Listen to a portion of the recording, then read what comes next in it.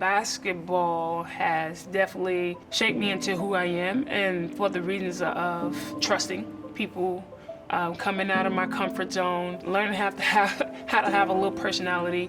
And so basketball, I appreciate you for help shaping me and mold me into the person who I am today.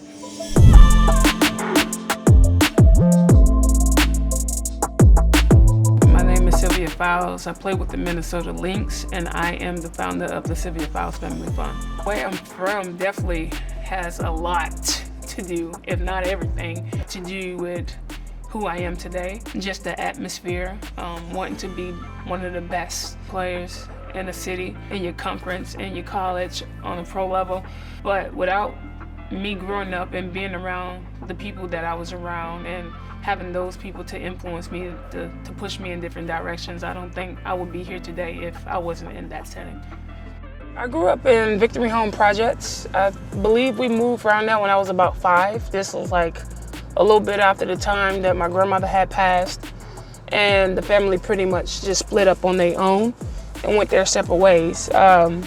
We moved to where I'm about to take you guys now, to Victory Home Projects. It helped mold me and shape me into the person that I am today. I think from that moment, that's when I knew that I had to do something productive and find a decent job that would get me out of a place like that, because I did not enjoy those experiences at all. 501 Northwest 73rd Street. This is where we grew up. It was a 3-bedroom place with me, my mom, and my sister, and 2 of my brothers. My older brother, he stayed with my aunt. And then it's not a whole house either. You have another family that stays in the back. This is the house that I grew up in. I mean, this was so long ago, like, it seemed like it was so much bigger. This is where my hang spot was, and we ran these streets.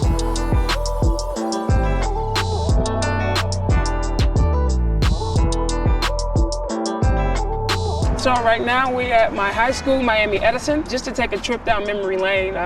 We won 3 state championships in this house. This is where it all happens. This is where I evolved the most personally and with my game here at Miami Edison. It all started with the Miami Suns. I had Miguel, I had Obel, I had Torres, and I had Lou. And those guys did everything for me growing up. So it was pretty much installed in me that this was something that I had to do once I got on that platform to be able to give back. So it was a no-brainer. But I remember Miguel and I was at lunch one day, and he was like, "Hey, what you think about bringing back the Miami Suns?" And I was like, "Shut up, like, you're not serious." And he was like, "No, I'm serious. Like, it's something that we've been thinking about, something that we've been going over, and what you think about it?" And I didn't even much hesitate. I was like, "Yeah, let's do it."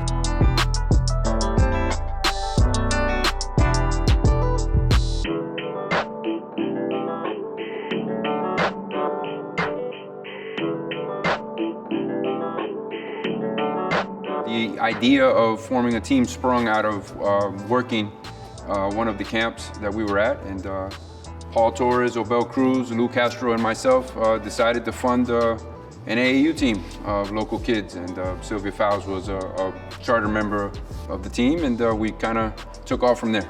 The ability to impact the kids and just understanding that it was kind of bigger than basketball, you know, because those girls really gravitated to us. The Miami Suns really should be traced back to those young ladies at American Senior High School here in South Florida. The connection that we developed with them and being able to impact them, help them go off to college, really put us on a track to kind of impact more kids than just from one high school. It took off from there. It was really a labor of love, just really helping kids and putting ourselves in a position to impact as many as possible.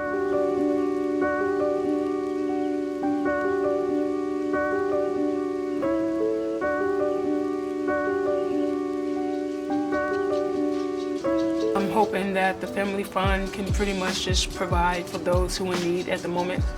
Pretty much just try to help them get up off their feet. Anything that's needed between children's education, mentorships, anything of those nature, I'm willing to help. I think those causes are important to me. For one, I love kids. 2, I think they're the most that we should pay attention to. I think kids see a lot and we kind of take them for granted because they're very aware, and just sparking into their minds and transpiring that energy into something else and just hoping to hear them out, I think also plays a big part in it. So I'm very dedicated towards kids, and of course like hunger and health and making sure they get the proper education. Some of the obstacles that these kids face is just not having anybody there on a consistent basis. Making sure they have clothes in their backs, food in their stomach, a proper living area, and just showing that support. You get a lot of kids who are interested in sports, but they don't have that support system. And so that's a lot of things I see in my community. So those are things we try to cover and making sure that they're comfortable with themselves, but also comfortable with being around people. Being a warrior means being relentless, fierce, and brutally honest with things you're trying to get done.